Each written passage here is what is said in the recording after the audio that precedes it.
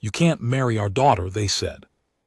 But the dragon princess had already claimed the human. Before we dive into this story, drop a quick hi in the comments and tell me where you're watching from. It really helps support the channel. The throne room of the dragon's empire stretched before Nathan Brooks like a cathedral of living flame, its walls pulsing with bioluminescent patterns that shifted between crimson and gold. He stood there in his simple mechanic's coveralls, grease still visible under his fingernails, facing beings who could incinerate him with a single breath, and all he could think about was how her hand had felt in his 3 nights ago when she'd whispered those 3 words that changed everything.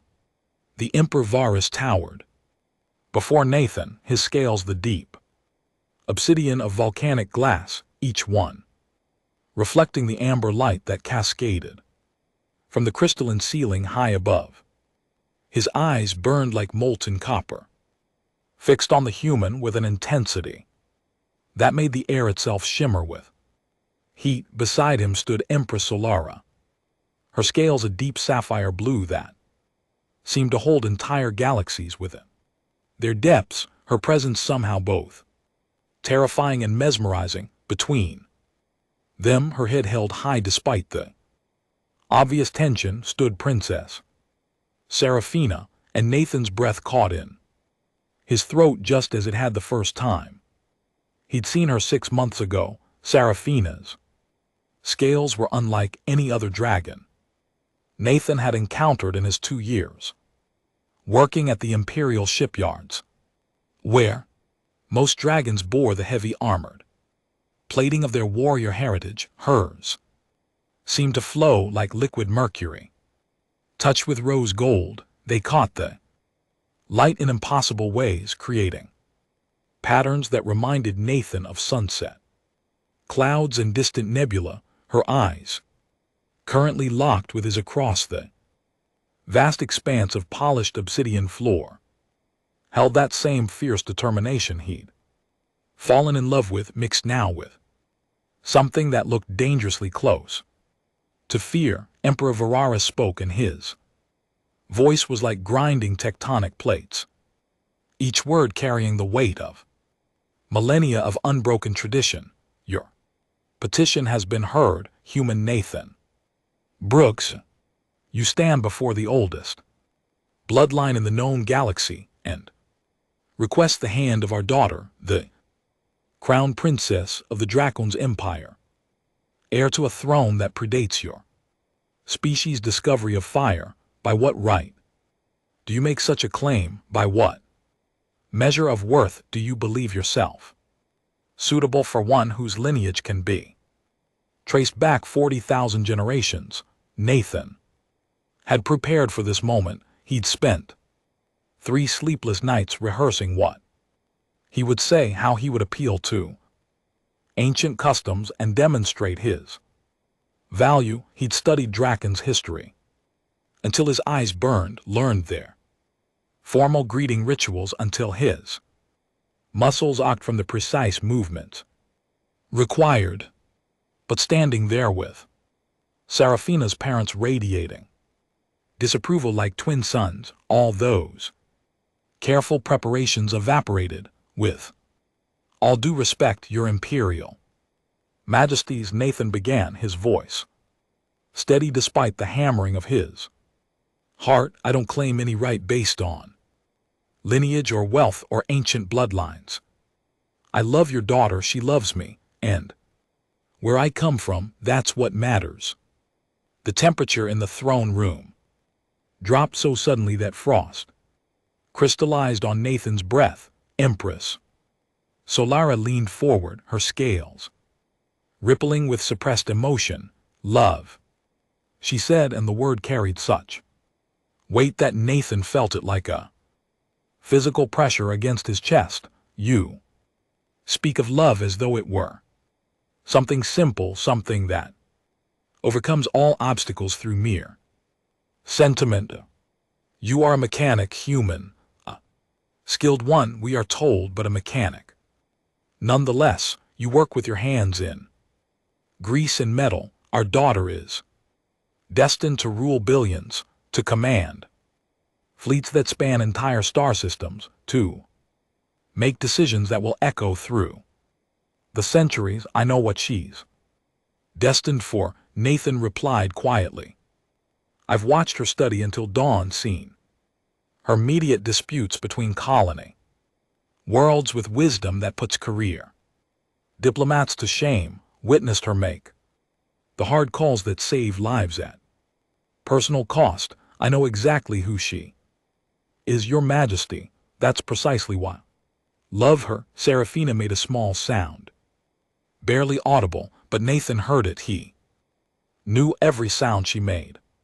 From her laugh that reminded him of wind chimes, to the soft rumble she made when she was deep in thought, Emperor Vicaris rose from his throne, and the movement was like watching a mountain decide to relocate. He descended the steps with deliberate slowness, each footfall making the floor vibrate. When he reached Nathan, he towered over the human by at least 4 meters, his presence overwhelming. Steam rose from his nostrils as he examined Nathan with those burning eyes. You are aware, the Emperor said, his voice dropping to something that was almost conversational, but somehow even more intimidating, that no human has ever been bound in permanent union to a member of the imperial family. You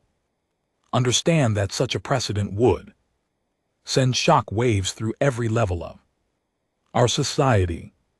The other noble houses already question our decision to allow humans such unprecedented access to our worlds, our technology, our culture.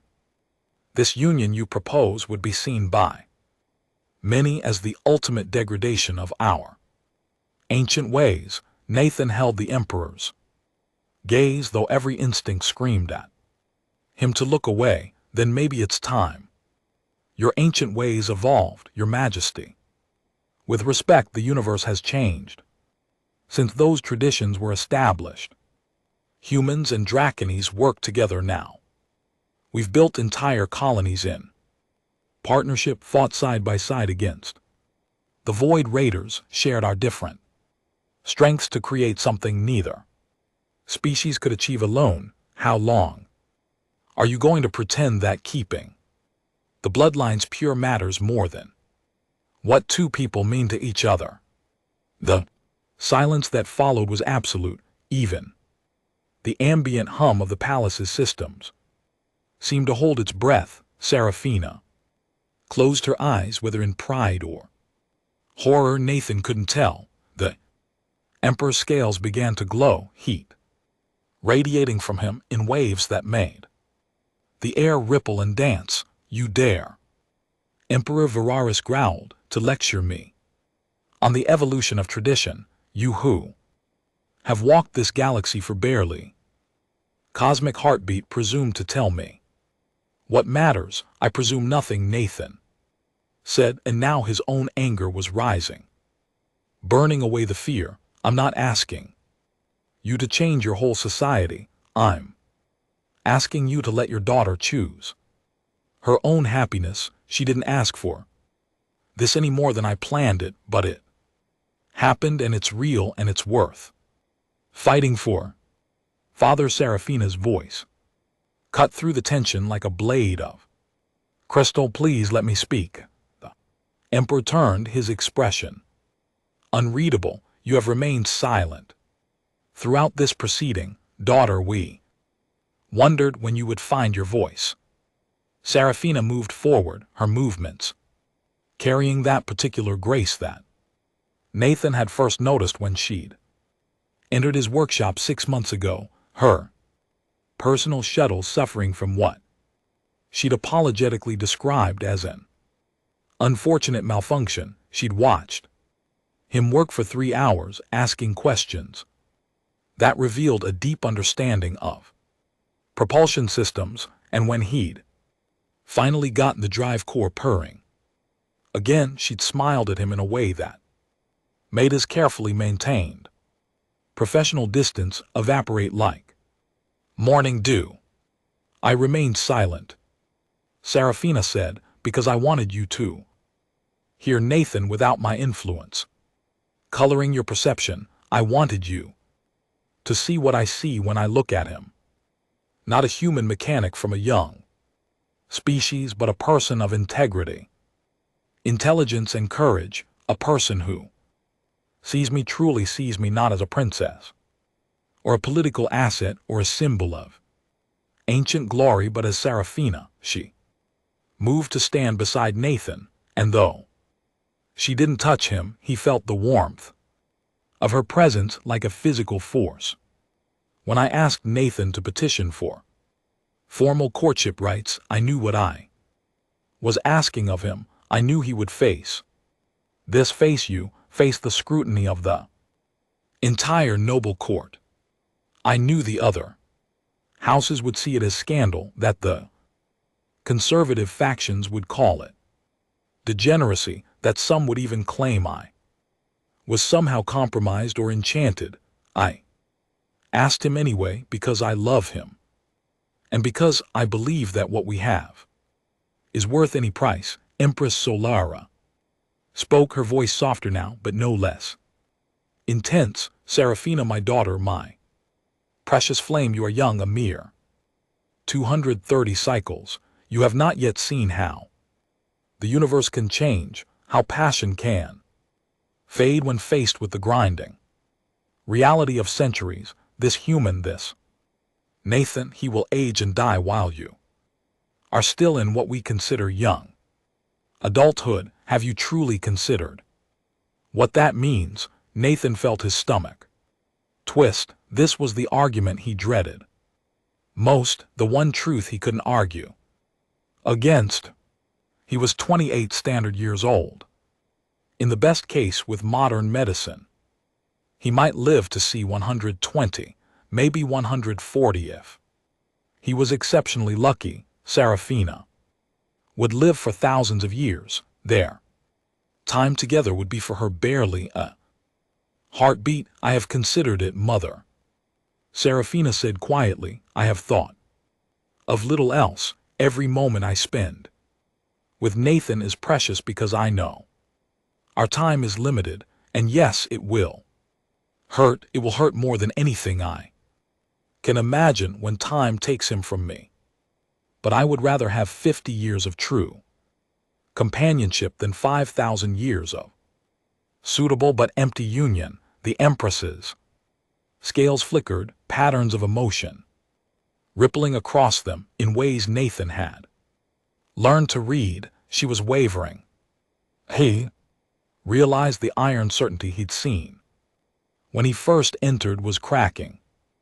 Emperor Vicaris, however, remained unmoved. Beautiful sentiment, he said, worthy of the poets and dreamers, but you speak of 50 years as though it were guaranteed. Have you forgotten that humans are fragile? Their bodies break easily, they sicken, they are vulnerable to threats that would barely inconvenience one of our kind. What happens when some accident befalls him?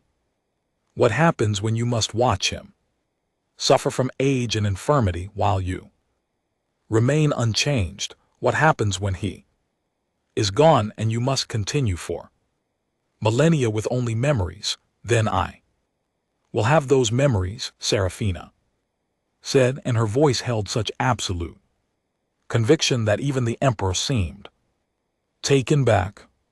I will have known what it means to be truly chosen, not for political advantage or bloodline compatibility or strategic alliance, but simply for who I am. Can you honestly say that every moment of your 5,000 years has been more valuable than that? The emperor's scales rippled, and for just a moment Nathan saw something flicker in those ancient eyes, paint, perhaps, or recognition. The massive dragon turned away, looking up at the vast crystal dome above them through which the twin moons of Draeon's prime were just becoming visible in the darkening sky. You speak words that echo uncomfortably with my own past. Daughter, Emperor Vicaris said softly. You may not remember, you were barely hatched, but your mother and I did not begin our union as a matter of state convenience. She was of a noble house. Yes, but not the match my parents wished. For me, they wanted an alliance with the fire clans of the eastern reaches. I wanted Solara. We fought for 3 cycles to gain their acceptance. Empress Solara moved to stand beside her mate, and Nathan saw her place one elegant claw on his arm, a gesture of such simple affection that it seemed to transform them from imposing imperial figures into something more recognizable, more fundamentally real. We remember the pain of being told our feelings were unsuitable, the Empress said. We remember being informed that passion was insufficient grounds for permanent union. But Veraris, my love, this situation is different. We were both Dracones. We were both of compatible age and lifespan. We faced social obstacles, yes, but not biological impossibilities. Are they impossible, though? Nathan spoke up, and 3 pairs of eyes turned to him. He pressed forward, the idea crystallizing. Even as he spoke, you're right that humans are fragile compared to Dracones. Our lifespans are short, our bodies vulnerable, but that's been changing. In the past 50 years, human medical science has made advances that would have seemed like magic to our grandparents. We're learning genetic modification, cellular regeneration, consciousness preservation, not to achieve immortality maybe, but to extend our healthy years, to make what time we have richer and fuller. You speak of theoretical advances, the Emperor said dismissively. I speak of active research being conducted right now. Nathan countered. There's a team on Kepler station working on cross-species medical applications. They've already successfully extended human lifespans by 30% using techniques adapted from Dracon's regenerative biology. It's not perfect yet, and it won't make me live as long as Seraphina, but it might give us a century together instead of 50 years, and the research continues. Who knows what will be possible in 10 years or 20? So your argument is that you might possibly theoretically live long enough to make this less tragic. The Emperor's tone was skeptical, but Nathan detected a thread of something else beneath it. Curiosity, perhaps. My argument is that the universe is full of unknowns. Nathan said, maybe I'll 50 years. Maybe I'll live 150. Maybe that research will lead to breakthroughs neither of us can imagine, or maybe something entirely unexpected will happen, but refusing to take a chance on something real because the future is uncertain seems like the worst kind of cowardice, and I've seen enough of the galaxy to know that every species, including yours, got where they are by people willing to take chances on things that seemed impossible. The Emperor studied Nathan for a long moment, and the human got the distinct impression he was being evaluated in ways he couldn't fully understand. Finally, Volcaris turned to his daughter. You are absolutely certain of this path? He asked. You understand that even if we give our blessing, there will be opposition. The other houses will not be silent. There will be those who see this as an insult to everything they hold sacred. Your life will become more complicated, more scrutinized, more dangerous perhaps than it already is. I understand, Father, Seraphina said. And I'm certain, the Emperor exchanged a long look with his mate, some wordless communication passing between them.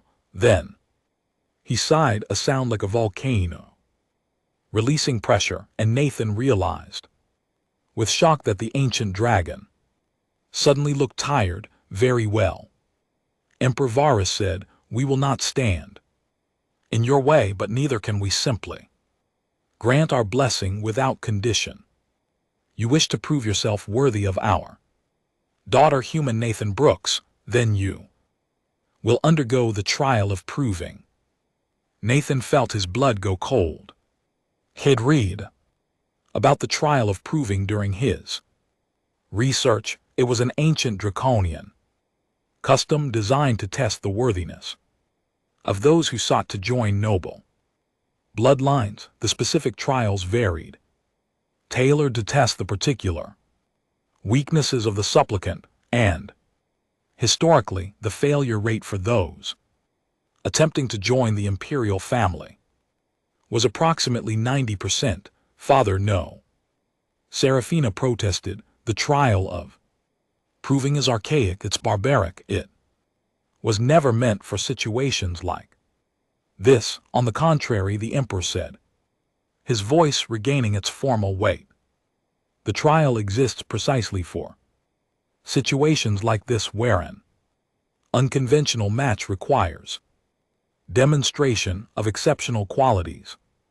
If Nathan truly possesses the strength of character you claim, if his spirit is as resilient as his words suggest, then he will succeed, and if he fails, well, that will answer the question of his suitability more definitively than any argument. Nathan looked at Seraphina, saw the fear and anger wearing in her expression, but beneath it he also saw trust. She believed he could do this.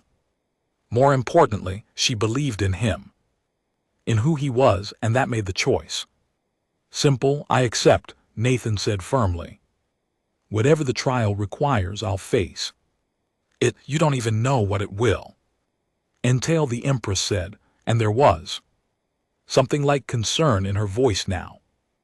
Doesn't matter, Nathan replied. I came here to prove I'm worthy of your daughter's love. If facing a trial is what it takes, then that's what I'll do. The Emperor's expression was unreadable, but Nathan thought he detected the faintest hint of approval in those burning eyes. So be it. The trial of proving will commence in 3 days' time.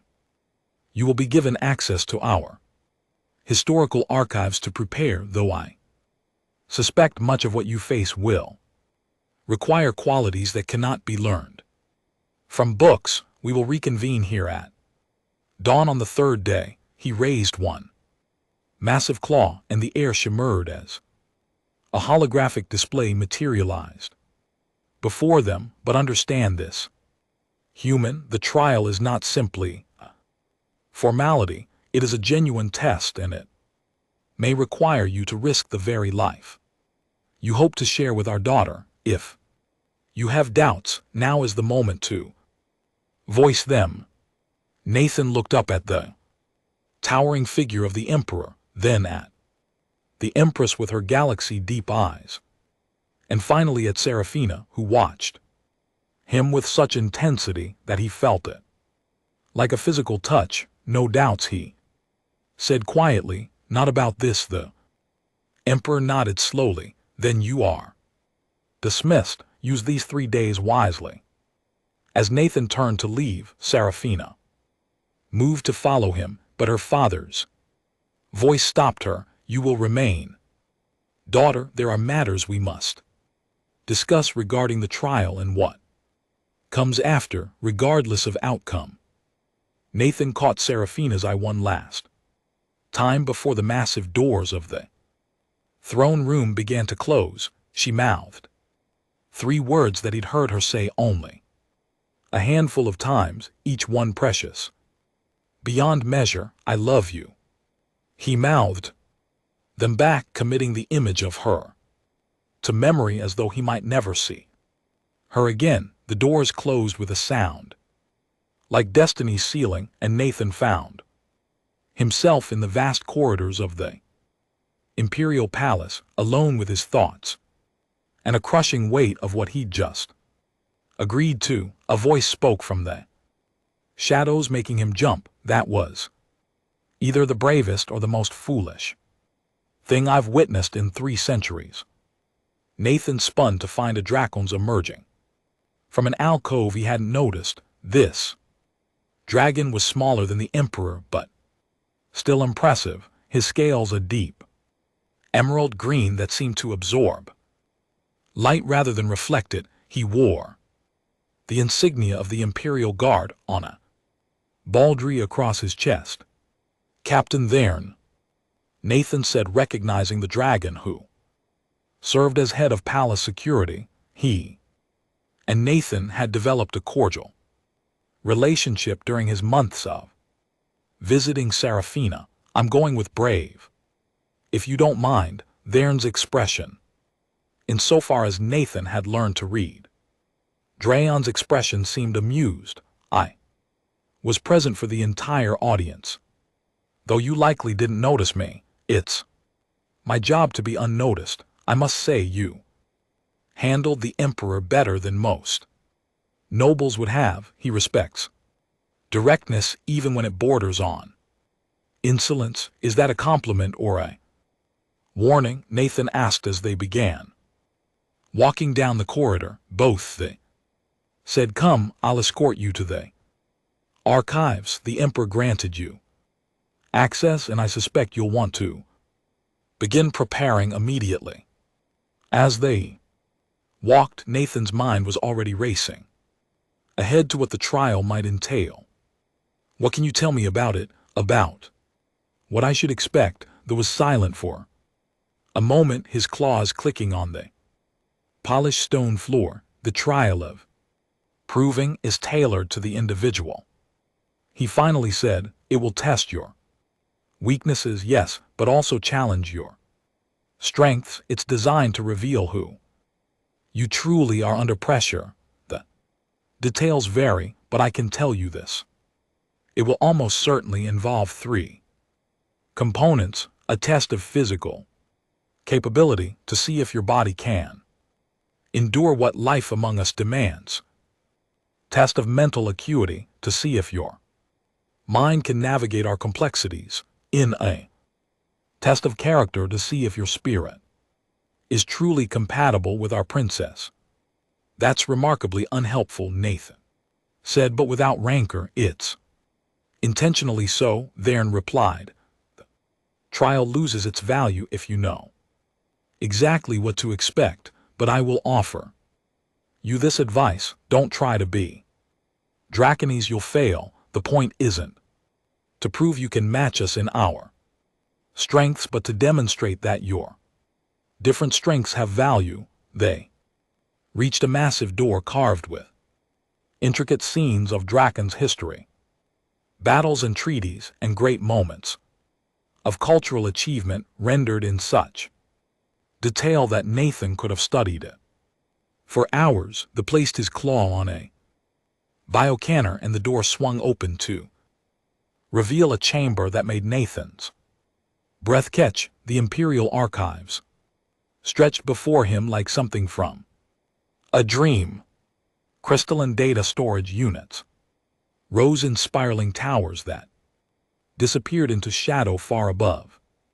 Holographic displays floated through the air like luminescent jellyfish, each one containing centuries of accumulated knowledge. The air itself seemed to hum with information, with the weight of 40,000 generations of recorded history. You have 3 days, Thern said. The terminals will respond to your voice commands, and you have unrestricted access to historical records of previous trials. I suggest you focus on those involving Nandra's supplicants, though there are few of those there, Nathan said as the captain turned to leave. Why are you helping me? You serve the emperor. You're part of the Establishment. I'm essentially challenging. The Emerald Dragon paused. Looking back over his shoulder, I serve the imperial family, he corrected. Gently, that includes the princess, and I've been watching her for the past 6 months, seeing how she lights up when you're near, how she laughs more freely, how she's grown more confident in her own judgment. My duty is to her well-being, and you make her happy, so yes, I'm helping you within the bounds of my duty and honor. I'm helping you. He left then, the doors closing behind him, and Nathan was alone in an ocean of alien knowledge with 3 days to prepare for a trial that might kill him. He didn't waste time being overwhelmed. That was a luxury he couldn't afford. Instead, Nathan moved to the nearest terminal and spoke clearly. Show me records of previous trials of proving, specifically those involving supplicants attempting to join the imperial family. The terminal chimed in holographic. Displays began to populate the space around him. He saw immediately that they had been right. There were very few non-Draon supplicants in the records. Most were other noble Dracons seeking to elevate their status through marriage. He watched recording after recording of dragons proving their worthiness through displays of strength, strategic thinking, and occasionally artistic or scholarly achievement. But there were a handful of others, crystalline being from Andromeda Prime, who had attempted to court an imperial prince 3,000 years ago. The trial had involved navigating a maze while maintaining absolute concentration. Despite increasingly intense psychic interference, the crystalline being had succeeded, though the marriage itself had only lasted a century before. Philosophical differences led to an amicable separation. A methane-breathing entity from the cold belt colonies attempting to join the family 1,500 years ago. That trial had involved solving an impossible diplomatic crisis, mediating between 3 warring factions with incompatible needs. The entity had failed, unable to find the creative solution required, and one human only. One, and it had been nearly 200 years ago before formal human Dracons relations had even been established. A human explorer named Victoria Lane, who had, according to the records, saved the life of a young imperial cousin during a scientific expedition to a hostile world. The cousin had fallen in love, and Victoria had agreed to face the trial. Nathan's heart pounded as he called up the details. Victoria's trial had been brutal. She'd been required to survive alone on a hostile moon for 30 days with minimal equipment, demonstrating both physical resilience and mental fortitude. Then she'd faced a complex strategic simulation, commanding a fleet against overwhelming odds. Finally, she'd undergone something called the clarification, where she'd been required to defend her worthiness before a council of elder dragons while under the influence of a drug that made lying impossible. She had failed the strategic simulation, unable to think in the 3-dimensional spatial terms that came naturally to flying Dracones. The marriage had been denied. Victoria had left the Empire, and Nathan could find no further record of what had become of her. He sat back, processing what he'd learned. The trials were tailored to expose weakness, but they were also designed to be barely passable. They existed on the knife edge between challenging and impossible, and the fact that he was human with different strengths and weaknesses than Draon meant his trial would almost certainly exploit those differences. Nathan spent The first day reviewing every trial he could find, looking for patterns, for commonalities, for insights into the Draken's mindset that designed these tests. He ate occasionally when his body reminded him and drank water brought by silent palace servants who appeared and vanished like ghosts. He didn't sleep that first night, too wired on adrenaline and determination. The second day he shifted focus to studying Draen's philosophy and values. If he was going to prove himself worthy of Seraphina, he needed to understand what worthiness meant in their cultural context. He dove deep into texts on honor, duty, and the concept they called Karthos, which roughly translated to soulfire, the essential quality that made a being truly alive and valuable. According to Draken's philosophy, Kathos couldn't be measured by simple metrics like strength or intelligence. It was the sum total of a being's capacity for growth, for resilience, for contributing something meaningful to the universe. Every being possessed Kathos, but it could be nurtured or neglected, grown or diminished. The trial of proving was designed to reveal the true state of a supplicant's kuros. Nathan found that concept strangely comforting. It meant he wasn't being tested simply on whether he could match Draken's capabilities, but on whether his essential self, his soul fire, burned bright enough and true enough to complement Seraphina's. On the second night, he finally allowed himself to sleep, curling up in a corner of the archives, wrapped in a thermal blanket provided by those silent servants. He dreamed of Seraphina, of the first time she'd kissed him 3 months into their relationship, transforming from her massive natural form into the smaller humanoid shape some Dracones could assume. He'd been terrified he would do something wrong, handle her too roughly or too tentatively, but she'd laughed at his nervousness and told him to stop overthinking, just be yourself. Nathan, she'd said, that's all I've ever wanted. He woke on the third day with those words echoing in his mind. That's all I've ever wanted. Be yourself, don't try to be draconious. Advice aligned as though the universe was trying to tell him something. Nathan spent the final day not studying trials or philosophy, but reviewing his own life. He thought about growing up on Earth in the sprawling archaeology of New Chicago, the son of 2 factory workers who'd been delighted when their son showed an aptitude for engineering. He thought about his training, the long nights learning to feel what was wrong with a machine just by listening to it.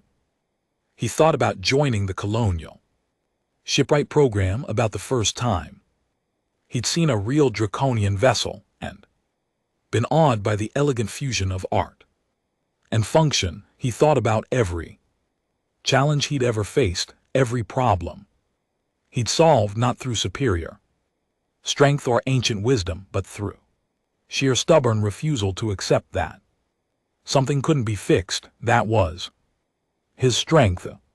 He realized not power or longevity or tradition, but adaptability, the human gift for looking at something broken and figuring out how to make it work. When the dawn of the third day arrived, Nathan felt as ready as he could be. He'd showered and changed into clean clothes, the most formal outfit he owned, which still felt inadequate for an imperial trial. He made his way back to the throne room, where servants directed him to a different chamber, one he hadn't seen before. This room was smaller but no less impressive, its walls lined with what appeared to be viewing screens, currently displaying abstract patterns.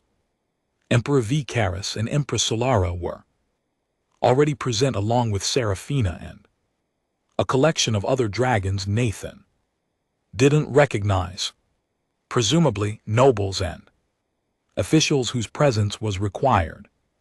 For an official trial, Seraphina's eyes met his across the chamber, and Nathan saw such a mixture of emotions there that it made his chest ache, fear for him, pride in him, love that needed no words. He gave her the smallest nod, a promise that he would do everything in his power to succeed. Human Nathan Brooks, Emperor Viraris intoned.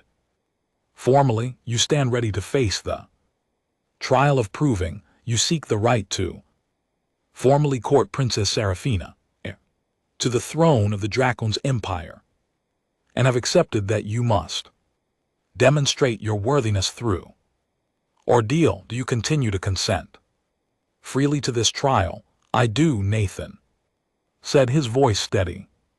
Then let it be known that the trial shall consist of 3 challenges, as is traditional. The Emperor gestured, and the abstract patterns on the walls resolved into clear images. You will face the challenge of endurance to test your physical capacity. You will face the challenge of wisdom to test your mental acuity, and you will face the challenge of heart to test the truth of your character. Success in all 3 is required. Failure in any will result denial of your petition. Nathan nodded. He'd expected nothing less. The first challenge begins immediately, the Emperor said, and one wall of the chamber simply vanished, revealing a passageway beyond. You will enter the crucible of ascending flames. It is a course designed to test the limits of physical capability. For a draconian, fire is life. It sustains and strengthens us. For you it is deadly. You must traverse the crucible from beginning to end within 1 hour, retrieving the token of completion from the far side. You may use any tools or equipment you find within, but you may not receive aid from any other being. Nathan felt his mouth go dry. He'd expected a physical challenge, but somehow the reality of it was more intimidating than his imagination had prepared for. The chamber you will enter, the Empress added, her voice gentler than her mate's, contains temperatures that would be merely warm for our kind, but will be at the edge of human tolerance. The path is not simple. You will be required to climb, to balance, to navigate obstacles while your body struggles with heat, exhaustion. We have installed safety measures that will extract you if your vital signs reach critical levels, but such extraction will constitute failure. Nathan looked at Seraphina one more time. She looked terrified, and he realized this might be even harder for her than for him. She had to watch helpless while he faced danger. I'm ready, Nathan said. Then begin, the Emperor commanded. Nathan walked through the opening, and immediately the heat slammed into him like a physical force. The air shimmered and danced, making everything seem unreal. The passageway opened into a vast chamber, and Nathan's heart sank as he saw what lay before him. The crucible was a nightmare of an obstacle course, narrow beams suspended over pits that glowed with actual lava, climbing walls that radiated heat so intense Nathan could feel it from 20 m away, swinging platforms, rope bridges, sections that required crawling through spaces barely large enough to accommodate a human body, and everywhere the fire and heat that was sustenance to draconian, but potential death to him. A timer appeared in holographic display at the entrance. 60 minutes. Nathan took a breath, the air searing his lungs, and started moving. The first section was a balance beam, narrow and slick with some coating that made it nearly frictionless. Below, molten rock bubbled and popped. Nathan's instinct screamed at him to go slowly, carefully, but he knew he couldn't afford that luxury. Time was as much an enemy as the heat. He ran across the beam, arms outstretched, letting his body's natural balance compensate for the unstable surface. He made it across with only a heart-stopping moment in the middle where one foot slipped and he had to throw himself forward in a controlled fall, landing hard on the platform on the far side. Pain shot through his knee, but he couldn't afford to acknowledge it. Already sweat was pouring down his face, his coveralls growing damp and clingy. The next obstacle was a climbing wall with handholds that glowed red hot. Nathan spotted a rack of tools mounted to one side and ran to it. Finding heat-resistant gloves and boots, he yanked them on, blessing whoever had placed them there, and attacked the wall. Climbing while overheating was an exercise in controlled desperation. Every movement felt like it cost twice the energy it should. His muscles screamed protest, his lungs burned with each breath of superheated air. But Nathan had spent years working in uncomfortable conditions in ships' engine rooms where the temperature could top 40 degrees in the thin atmospheres of barely terraformed worlds. He knew how to push through discomfort. The gloves helped but weren't perfect. He could still feel the heat through them, not enough to burn, but enough to make every handhold an exercise in willpower. He climbed methodically, testing each hold before committing his weight, keeping 3 points of contact at all times. Engineering principles applied just as well to rock climbing as to starship repair. He reached the top of the wall and found himself facing a rope bridge that swayed and bounced with every step. The ropes themselves seemed to be made of some heat-resistant material, but they'd been positioned to pass through columns of flame that shot up from below. At irregular intervals, Nathan watched the pattern of the flames for 30 seconds, timing them. There was a rhythm, complex but discernible. He waited for the gap, then moved, running across the bridge with desperate speed, feeling the heat of the flames as they erupted mere seconds after he passed each point. He made it to the far side, with his arm hairs singed and his heart hammering. The timer showed 35 minutes elapsed. He was halfway through his time, but he had no idea if he was halfway through the course.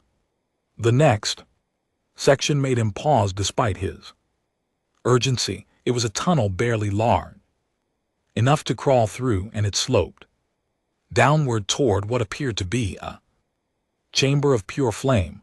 There has to be a way through, Nathan thought. They wouldn't design a trial that's impossible, would they? He got down on his belly and started crawling, the heat now so intense that he could feel his skin starting to rein even through his clothes. The tunnel seemed to go on forever, and the smoke was starting to make him cough. Carbon monoxide poisoning, Nathan thought distantly.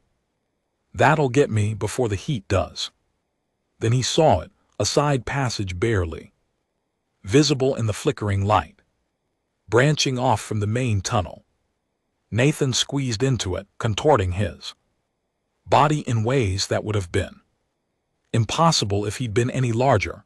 The side passage rose instead of descended, and after what felt like hours but was probably only minutes, he emerged into another chamber. This one was different, cooler though still hot by human standards, and there on a pedestal in the center was a crystalline token that pulsed with inner light, the token of completion. Nathan ran to it, grabbed it, and looked around for the exit.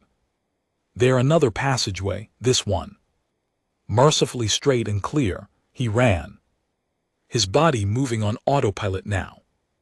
Everything screaming for rest but his will refusing to allow it, he burst out of the crucible into the observation chamber. The token clutched in his hand and immediately collapsed to his knees. Cool air that felt like diving into a mountain stream, washed over him. Someone was spraying him with water. Someone else was pressing something cold against his neck. Voices spoke in urgent Draconese above him. He'd made it. Timer, he dimly noticed, showed 48 minutes, 12 minutes to spare. Impressive. Emperor Vikaras's voice cut through the fog in Nathan's head. You found the hidden passage. Many don't. They simply try to push through the main tunnel and fail. Nathan wanted to respond but couldn't seem to make his mouth work. He settled for holding up the token instead. Rest, the Empress said, and her voice held something that might have been approval. The next challenge will begin in 1 hour. You've earned a respite. Nathan spent that hour in something close to a medical bay, being treated for secondary burns on his hands and minor heat exhaustion. Dragon he didn't know, wearing the insignia of a physician, treated him with surprising gentleness while explaining that he'd come dangerously close to the extraction thresholds several times. You have a remarkable pain tolerance, the physician observed. Most beings would have given up long before the tunnel section. I reviewed your biological scans. You were approaching the limits of human endurance. Had to, Nathan managed to say. His throat felt raw from breathing superheated air. The physician made a sound that might have been a chuckle. Indeed, your determination is noted and will be reported to the Emperor. When the hour was up, Nathan felt marginally more human. The burns had been treated with regenerative gel that left his hands feeling tight but functional. He'd consumed what felt like gallons of water. An electrolyte solution. He was, if not ready, at least capable of facing the next challenge. He returned to the observation chamber to find the assembled nobles looking at him with expressions he couldn't quite read. Surprise, perhaps, or respect. Serafina's face showed naked relief, and he gave her a small smile to let her know he was okay. The second challenge, Emperor Varus announced, is the challenge of wisdom. You will face a problem that has vexed our finest military minds. It is a tactical simulation designed to be solved only through insight and creative thinking. The walls of the chamber transformed again, this time showing a star map. Nathan studied it, seeing a cluster of systems, trade routes, and what were clearly marked as military positions. The scenario is thus, the Emperor explained. You command a small defensive fleet protecting a colony world, an enemy force vastly superior in numbers and firepower is approaching. Your reinforcements are 3 days away. Standard tactics suggest you should evacuate the colony and retreat, preserving your ships for future engagements. However, the colony contains critical infrastructure that took decades to build and houses research that could change the balance of power if it fell into enemy hands. You must either defend the indefensible or find an alternative that preserves both your forces and the colony's strategic value. Nathan felt his exhaustion trying to drag at his thoughts, but he pushed it aside. This was his element, not physical endurance, but problem solving. He'd spent his entire career finding solutions that Others said were impossible. He studied. The map really studied it, looking at terrain, orbital mechanics, the specific composition of both fleets, questions formed in his mind. Can I ask questions about the scenario? He said. You may. The emperor replied, though be aware that excessive questioning may indicate indecisiveness. Nathan ignored the veiled criticism. What's the tech level of the enemy? Do they have faster than light sensors, or are they limited to light-speed detection? A brief pause. Limited to light-speed detection. Known radar group, well-equipped but not cutting-edge. Nathan nodded. Something clicking into place. And the colony world, does it have any natural satellite large enough to mask ship signatures? Yes, the display showed large moon tidally locked with significant metallic content that could interfere with sensors. Okay, Nathan said, his mind now racing. Here's what I'd do. First, I wouldn't evacuate the full colony. I'd create the appearance of evacuation, making it loud and obvious while actually evacuating only non-essential personnel through covert means. The enemy is looking for a target worth the effort of attacking.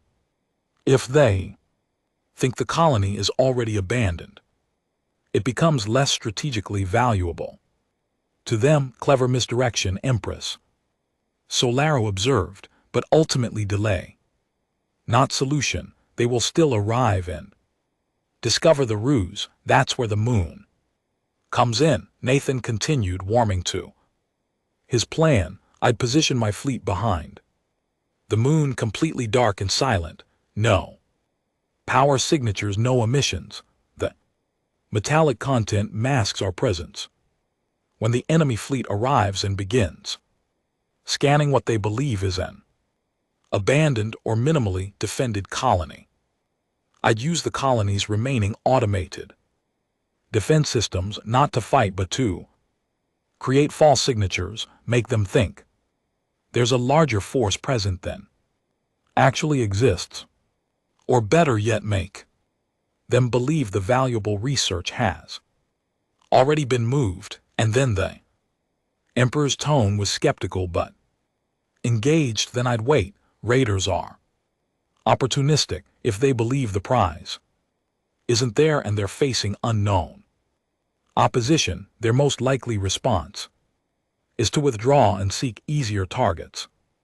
But if they commit to searching or engaging, that's when my ships move. We hit them from behind while they're focused on the colony, using the moon's gravity well to slingshot into attack position. We don't need to destroy them, just damage them enough that continuing the attack becomes more costly than withdrawing. There was a long silence in the chamber. Nathan watched the assembled nobles exchange looks he couldn't interpret.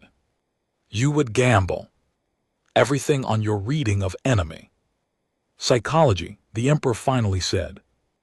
No, Nathan replied, I'd gamble on understanding that raiders think like business people. They're not ideological enemies, they're resource extractors. Change the cost-benefit analysis and they'll change their behavior. And if I'm wrong, if they commit anyway, then I've still put my fleet in position for a surprise attack with tactical advantages they weren't expecting. It's not perfect, but it's better odds than a straight fight we definitely lose. The emperor looked at his mate, and Nathan saw something pass between them. Then Varus turned back to Nathan. In 300 years of using this simulation, you are the first non-Draconesian to propose that solution. Most attempt to fight cleverly or retreat strategically, but they think in terms of military outcomes. You thought in terms of psychology and economics. It is the emperor paused, and Nathan could have sworn he saw approval in those ancient Eyes, precisely the kind of innovative thinking that has made humanity such formidable allies and such concerning potential enemies. Does that mean I passed? Nathan asked. It means you demonstrated wisdom, the Empress said. Whether you have passed the trial in its entirety remains to be seen. There is still the third challenge. Nathan's moment of triumph faded. The challenge of heart, the test of character. In some ways he dreaded this more than the physical or mental challenges, those he could prepare for, could tackle with tangible skills. But how did you prove the contents of your soul? You will be given 1 hour to rest, the Emperor said. Then the final challenge will begin. This time Nathan was taken to an actual chamber, a room with a simple bed, where he could lie down. He didn't think he'd sleep. His mind was too active, but exhaustion claimed him almost immediately. He dreamed again of Serafina, but this time the dream was strange and unsettling. She was calling to him across a vast distance, but every step he took toward her seemed to make her farther away. He woke disoriented and found Captain Therne standing in the doorway. It's time, the Emerald Dragon said quietly. Nathan followed him back to the observation chamber, which had transformed once more. This time it was simpler, more intimate. The assembled nobles were gone. Only the Emperor, the Empress, and Serafino remained. The final challenge, Emperor Vicaris said, and his voice was softer now, almost gentle, is the simplest and the most difficult. The challenge of heart requires absolute honesty. You will be given a choice, and your answer will reveal the truth of who you are. He gestured, and a holographic display materialized before Nathan. It showed 2 paths like something from an ancient mythology tale. On your left, the Emperor said, we offer you what you have asked for, permission to formally court our daughter. We will give our blessing despite our reservations. You may pursue a relationship with Serafina without impediment from us, but know this, you will face opposition from the other noble houses. There will be those who see you as an interloper, who will work to undermine you at every turn.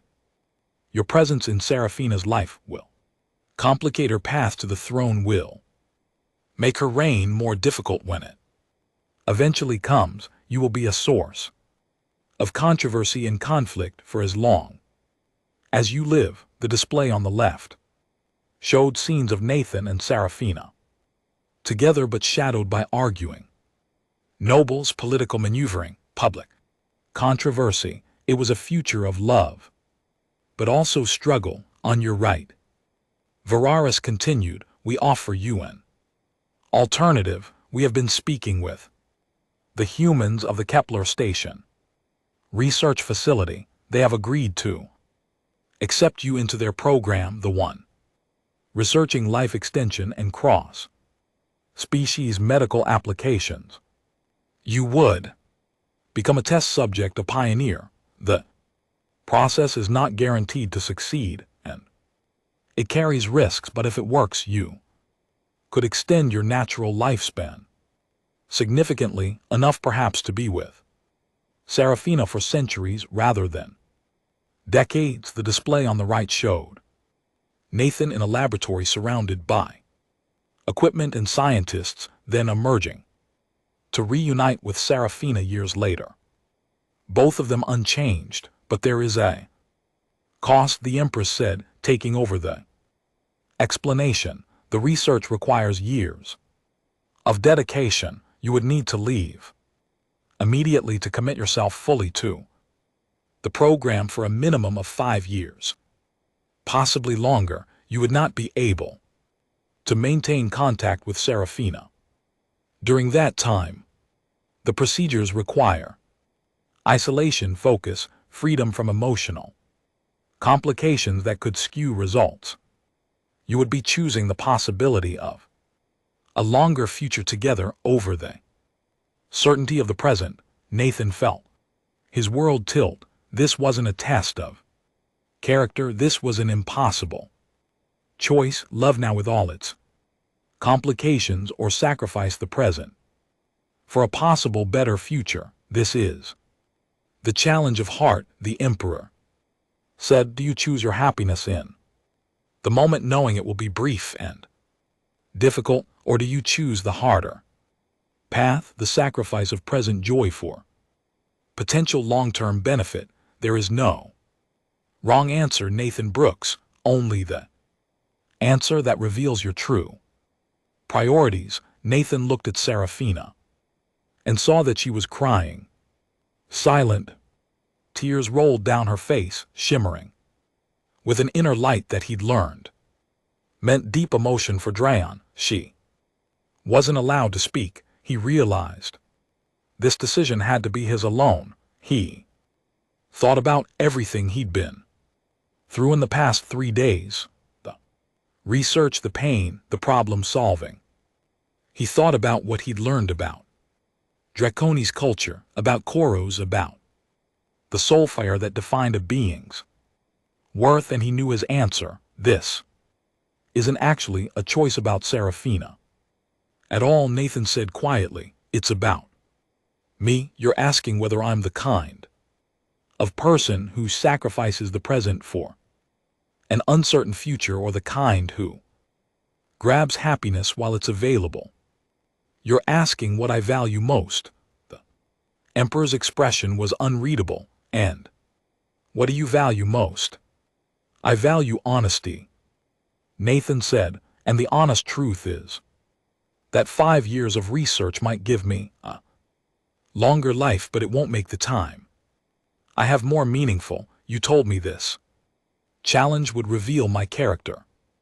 Well, my character is that I don't postpone living. I don't put off the important things for the convenient time. I've watched too many people do that. Wait for the right moment that never comes. Sacrifice the real for the theoretical. He turned to face the emperor and empress directly. I choose the left path. I choose to be with your daughter now, to face whatever controversies and difficulties that brings, because that's the only way to actually live. Not carefully, not calculated to maximize some theoretical outcome, but fully and presently and real. Yes, I'll have fewer years with her than I would if I'd been born Draconese. Yes, our relationship will make her life more complicated, but those years will be lived, not deferred. And those complications will be faced together, not avoided out of fear. Chamber was silent for a long moment. Then Serafina made a sound, something between a laugh and a sob, and Nathan realized she was smiling through her tears. Emperor Vicaris and Empress Solara looked at each other, and Nathan saw something extraordinary. The ancient dragons were also crying, tears that glowed like molten metal tracking down their scaled faces. There is no Kepler station program, the emperor said softly, not as we described it. Research is real, but we invented the specific offer.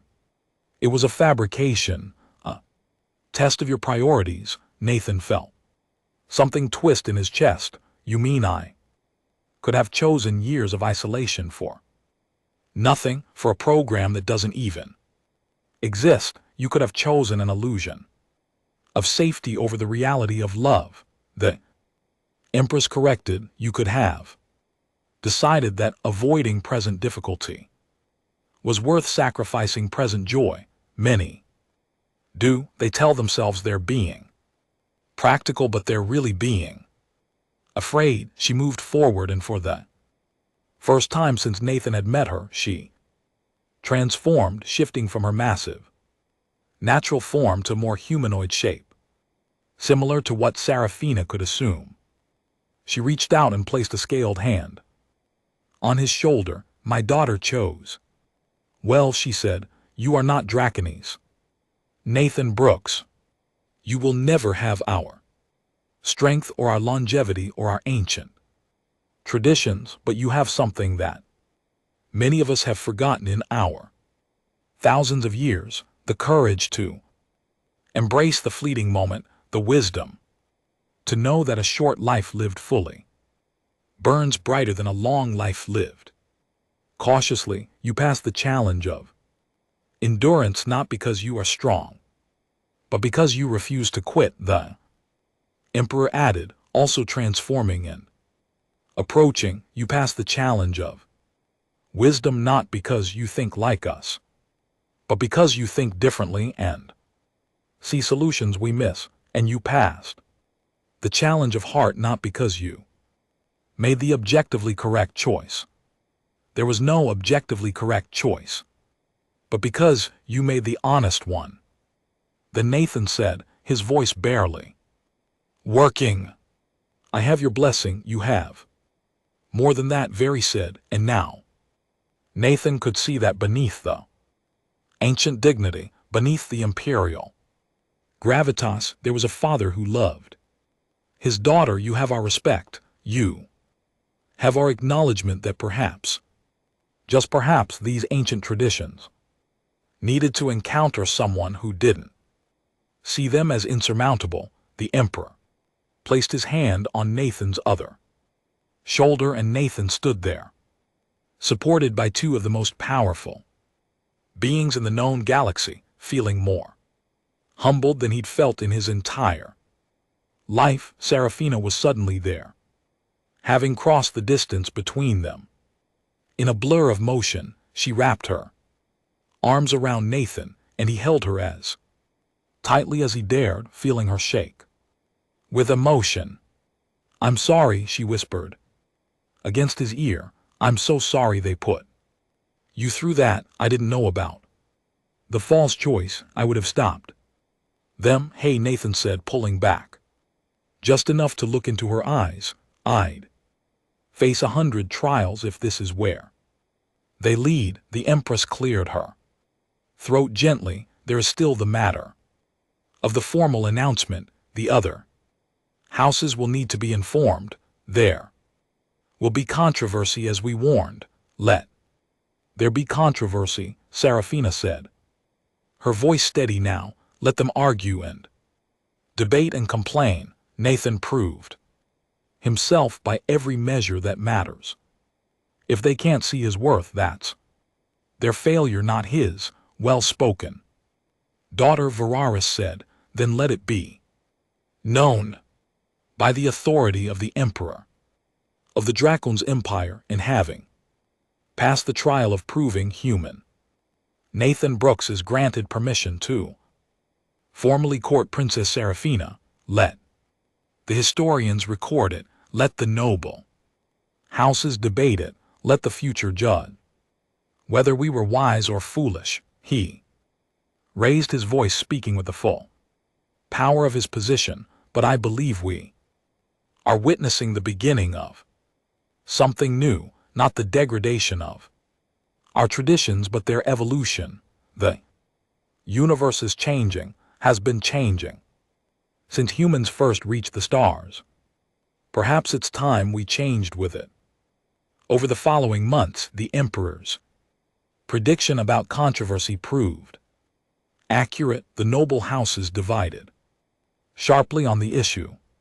Some saw Nathan's acceptance as a necessary acknowledgement of the new reality of human-Dracon's relations. Others viewed it as an unforgivable breach of tradition. There were formal protests, angry debates in the Imperial Council, and at least 3 challenges to the Emperor's authority that had to be carefully navigated. Through it all, Nathan and Serafina remained at the center of a storm of their own making, and found themselves growing stronger.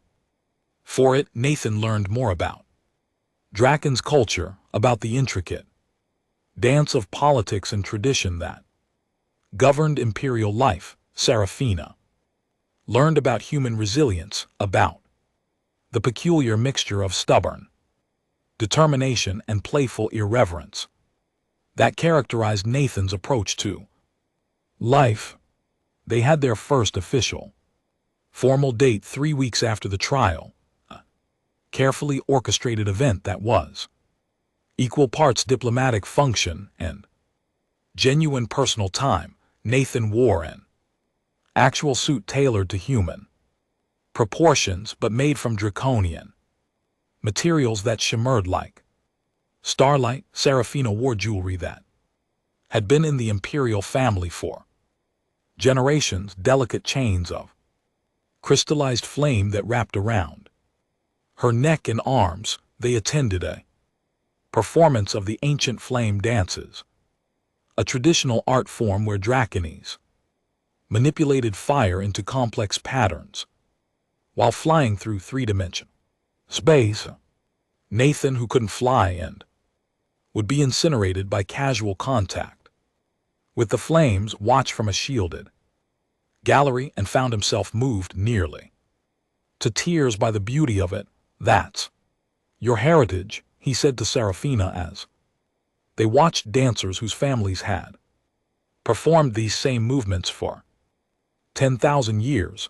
"That's the tradition I'm becoming part of, not just becoming part of," Serafina replied, taking his hand, changing, adding to, making new. These dances were exactly the same for millennia, but last week the dance master approached me with an idea. They want to create a new form, one that incorporates human music and rhythm with traditional draconian fire manipulation. They're calling it the fusion dance. "Because of us?" Nathan asked. "Because of us," she confirmed.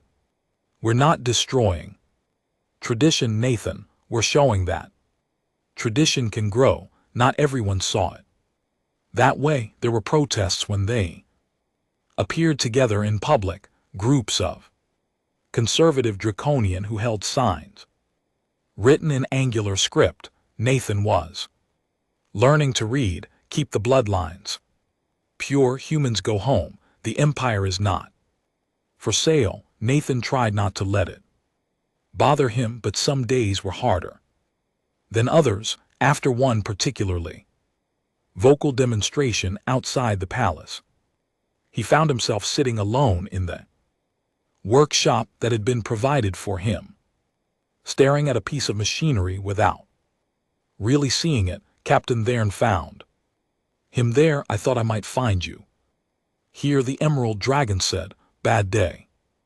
Is it always going to be like this?" Nathan asked. "Am I always going to be the human who corrupted the princess?" The settled down on his hunches, a posture that Nathan had learned indicated serious conversation.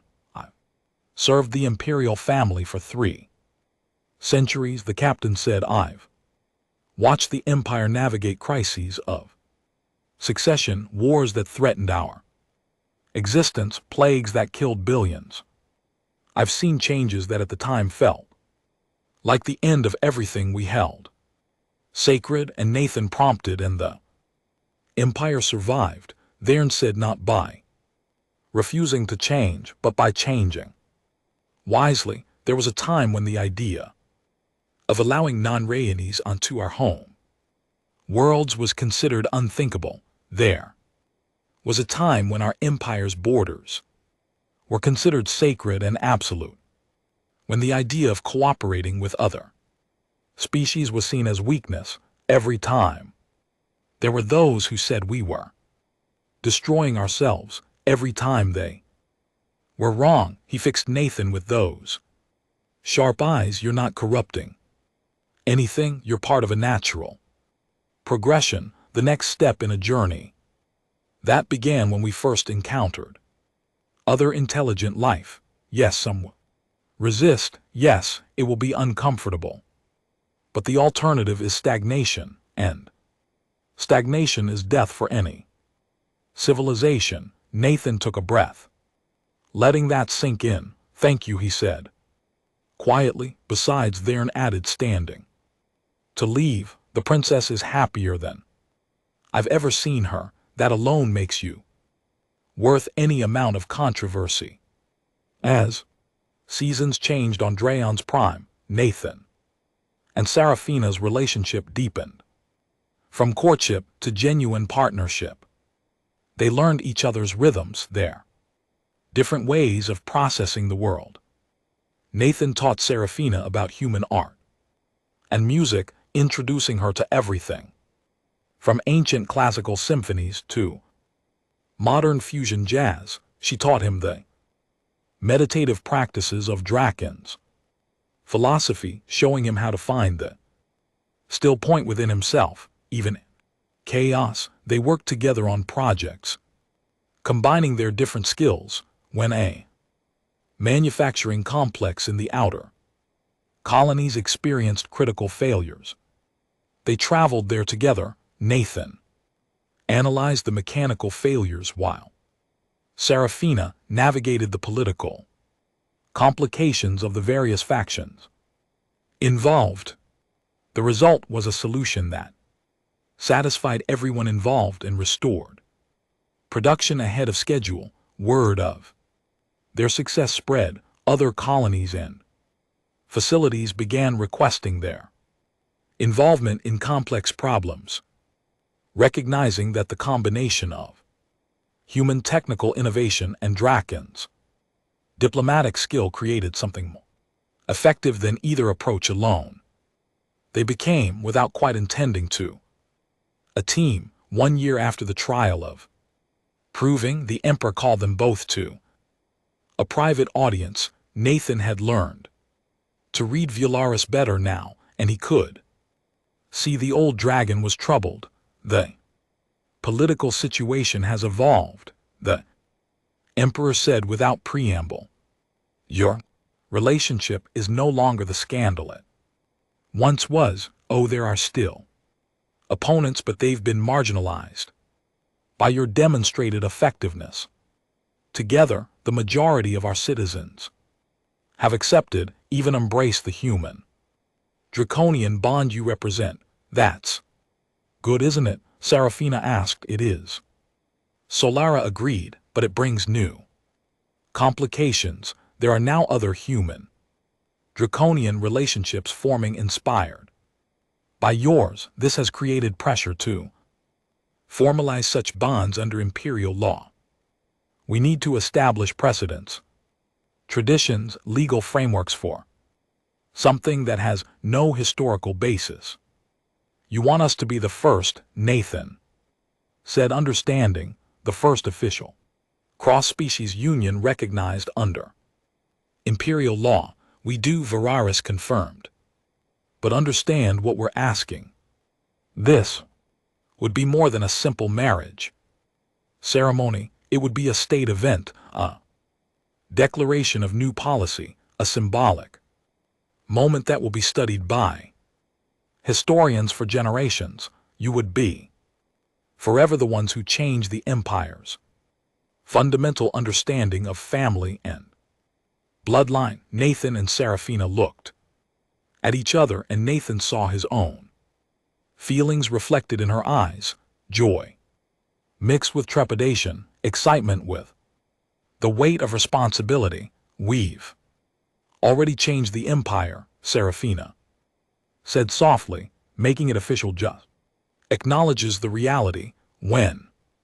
Nathan asked. 6 months, the empress said. That will give us time to prepare appropriately, to navigate the remaining political obstacles, to create ceremonies that honor both human and draconian traditions. Those 6 months passed in a blur of preparation and negotiation. There were endless discussions about the ceremony itself, about which traditions to include and which to adapt. Nathan learned about the Draken's custom of the flame binding, where partners literally linked their fire, their life force, in a bond that was considered unbreakable. Seraphina learned about human wedding vows, the simple exchange of promises that seemed almost absurdly straightforward compared to the elaborate dragon's rituals. In the end, they created something new, something that borrowed from both culture. The ceremony would take place at dawn, at the moment when the twin moon set and Dragon's prime sun rose, symbolizing transition and new beginnings. There would be the flame, binding adapted for Nathan's non-fire nature through the use of specially designed equipment. There would be vows, spoken in both human English and Draken's primary language, and there would be witnesses from across the Empire and beyond, including Nathan was stunned to learn representatives from Earth itself. The day before the ceremony, Nathan's parents arrived from Earth, their first time leaving humanity's home world. Watching them emerge from the shuttle, looking overwhelmed by the alien city around them, Nathan was reminded forcefully of how far he'd come. His mother cried when she saw him, and his father kept looking at the Draconis moving around them with an expression of barely controlled wonder. "You're really doing this?" his mother said, holding him tight. "You're really marrying a dragon princess?"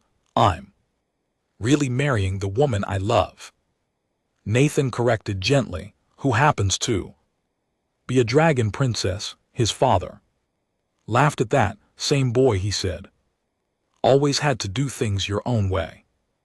Meeting Serafina was an experience Nathan would treasure forever. His mother, all formality forgotten, had immediately started fussing over Serafina's appearance for the next day's ceremony. His father had engaged the princess in a discussion about engineering principles that revealed he had more in common with royalty than anyone might have expected. By the end of the evening, both his parents were completely charmed, and Nathan felt a weight he hadn't fully acknowledged lift from his shoulders. His family approved. His world and hers had found common ground. The ceremony itself was held in the grand amphitheater, an open-air structure that could accommodate thousands. Every seat was filled, and holographic recording devices captured every moment for broadcast across the Empire and beyond.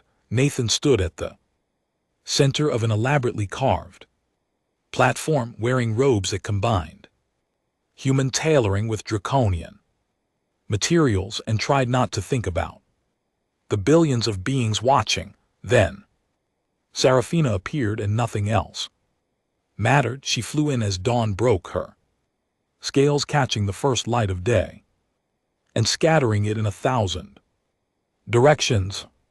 She'd chosen to remain in her natural form for the ceremony, decision that Nathan understood was itself significant. She was declaring that he loved her as she truly was, not as a smaller, more human, comfortable version. She landed before him, and the crowd fell silent. The ceremony was conducted by the emperor himself, his voice carrying across the amphitheater with perfect clarity. "We stand at a moment of transformation," he began. "What was once thought impossible has become real. What was once considered incompatible has found harmony. We gather to witness not merely a union of two individuals, but a declaration that love recognizes no boundaries save those we impose upon it." The flame binding came next. Nathan wore specially designed equipment that would allow him to participate in the ritual without being incinerated. It involved a complex arrangement of heat-shielded crystals that could absorb and redirect flame, essentially allowing him to touch fire without being burned. Serafina generated a flame from deep within herself a manifestation of her life, force that glowed with inner light. Nathan, following the instructions he'd rehearsed 100 times, created his own flame through the crystal apparatus. The two flames touched, merged, and for a moment Nathan felt something profound, a sense of connection that went beyond words or physical sensation. He felt her, felt the enormous presence of her consciousness, her determination, and kindness and fierce protective love, and knew she felt him in return. Then came the vows. Serafina spoke. First in dracons, her words a rolling cascade of sounds that Nathan had learned to understand. She promised to honor him, to see him truly, to share with him all her days and all her fire.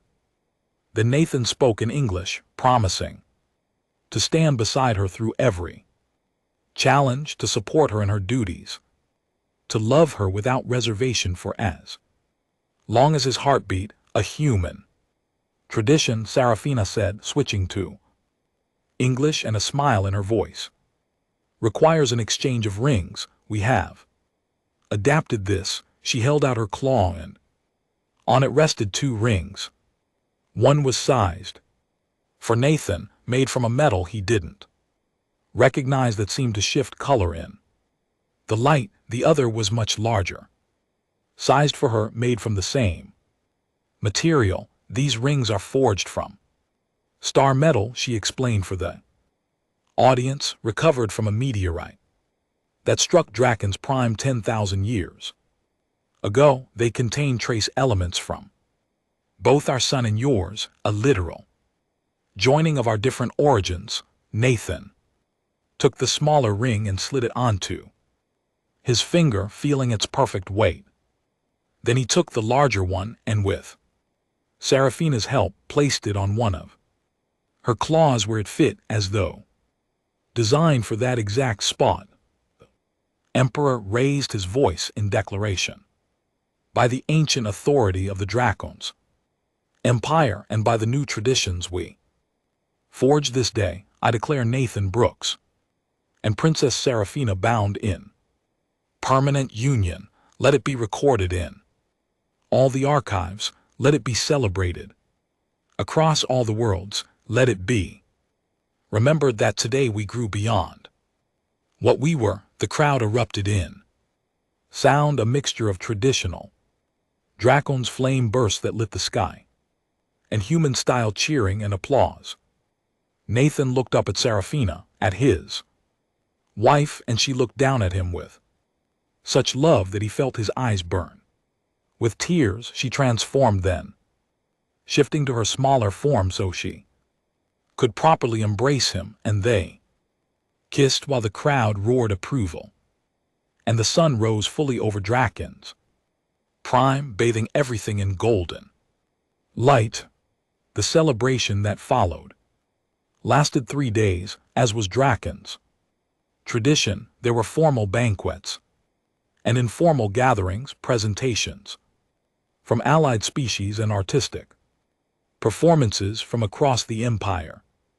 Nathan was introduced to so many beings that their names and faces blurred together, but he tried to greet each one with genuine warmth. On the 3rd night, he and Serafina finally had a moment alone, standing on a balcony overlooking the imperial city as it glittered below them. We did it, Serafina said softly. We actually did it. Did you doubt? Nathan asked. Every single day, she admitted. I kept waiting for something to go wrong, for some complication we hadn't foreseen.